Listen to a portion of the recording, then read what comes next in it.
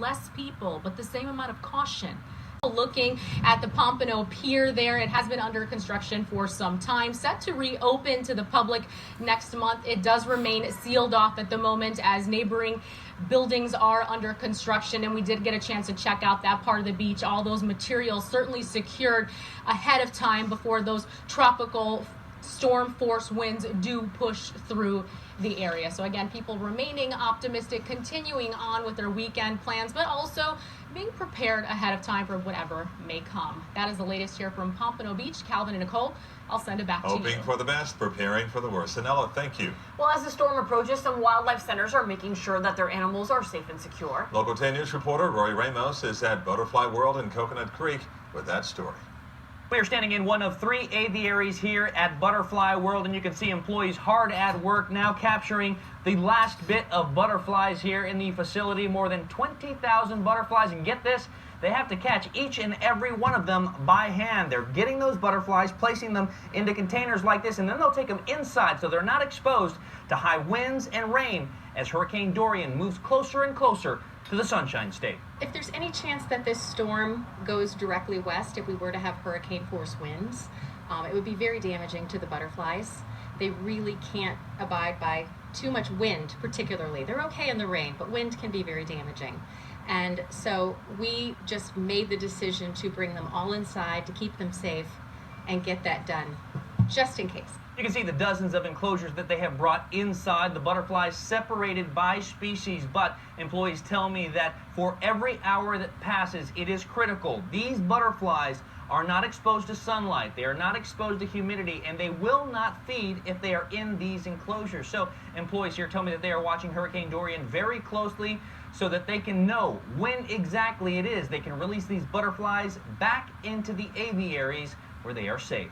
Here in Coconut Creek, Roy Ramos, Local 10 News. It's about keeping everyone and everything safe. Thank you, Roy. Well, team coverage moving down to Plantation. The Broward County Mayor spoke from the Emergency Operations Center. And Michael Putney has that story. Michael.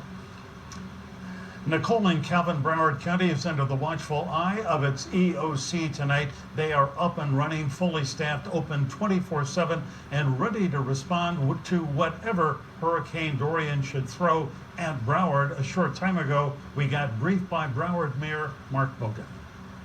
On Tuesday, I was informed by the school superintendent, Robert Runcie, that the schools will be closed on Tuesday. Second, I was informed by our Chief Judge, Jack Tudor, that the courthouse will be closed again on Tuesday. Third is for those people that use our bus service. On Monday, there will be no regularly scheduled bus service. We will determine Tuesday as we get more information on the storm.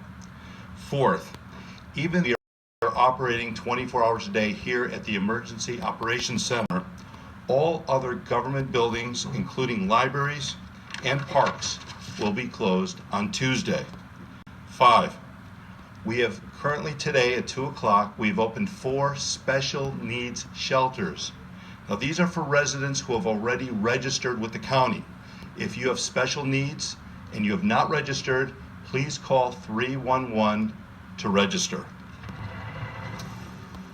Broward County has more than 1,100 residents who have signed up for special needs shelters, plus 250 kids have signed up. And right now, Broward County health officials are calling the people who have registered and asking, do you want to be taken to one of these shelters? There are 3 shelters for adults, 1 shelter for kids. There are no shelters open for the general population here in Broward. Calvin and Nicole will send it back to you. Okay, Michael Putney from the EOC in Broward County. Well, flooding is still a top concern in Miami Beach as Dorian gets closer. The city is still handing out sandbags for those who need them. Let's go to Local 10 News reporter Hatzel Vela, live in Miami Beach with that story for us. Hatzel. Calvin, Nicole, remember, sandbagging is crucial here in Miami Beach because when you mix king tides and a big storm surge, you might get a huge problem. So this is what's happening here on the beach at this hour. Quite a neat new type of equipment they're using. To the right, you can see that backhoe. What it does is it allows folks working here from Public Works to put in 20 different bags. Then they pick up the sand and deliver the bags over to the left. And you can see in this video lots of folks, a steady stream of people picking up bags throughout this afternoon. We talked to the mayor, Dan Gilbert here, who told us they've been open almost all day today. They are expecting to go through 10 this evening. He said this is important because of the issue of flooding, king tides, and a storm surge here in Miami Beach. Here we also talked to a resident about the importance of getting ready. You got to stay safe. I mean, you never know what could happen. Hurricanes are lethal animals, so it's critical.